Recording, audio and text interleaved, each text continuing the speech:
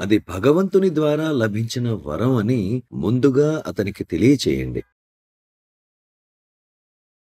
Transfer the accolades while remembering God. ఈ పొగడ్తలన్నీ నీ వల్లనే లభించాయి అని భగవంతుని స్మరిస్తూ వాటిని ఆయనకే అంకితం చేయమని చెప్పండి.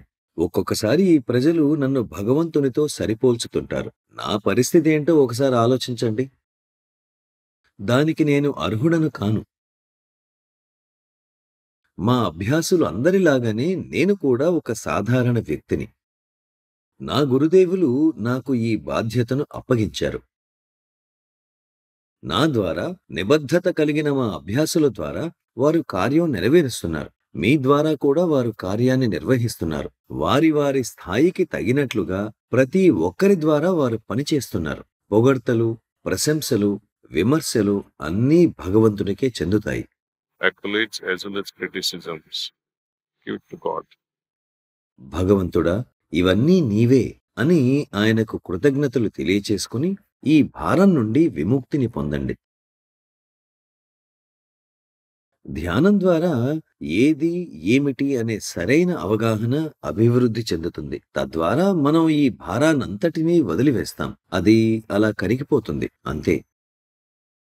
మీరు మీ కుమారునికి ఈ అభినందనలన్నీ మరియు విమర్శలను కూడా భగవంతునికి బదిలీ చేయమని చెప్పండి.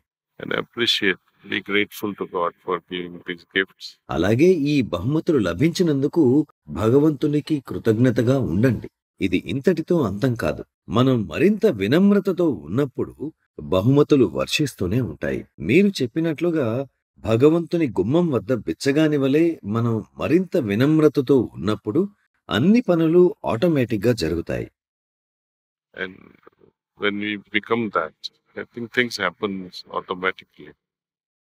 Once someone asked me a question, ఒకసారి ఒకరు నన్ను ఒక వ్యక్తికి ఉండవలసిన అత్యుత్తమమైన గుణం ఏమిటి అని ప్రశ్నించారు. at that moment I said humility is very important. ఆ క్షణంలో నేను వారికి అణకువ చాలా ముఖ్యం అని చెప్పాను. అలాగే సంభాషణలో మాధుర్యం, మృదుత్వం, నడవడికలో విధేయత, అంతే చాలు. ఈ లక్షణమే మానవాళి యొక్క హృదయాన్ని గెలుచుకుంటుంది.